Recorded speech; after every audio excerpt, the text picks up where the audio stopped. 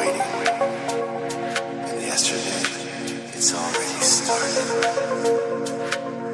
You hold fast, 'cause letting go would seem too easy.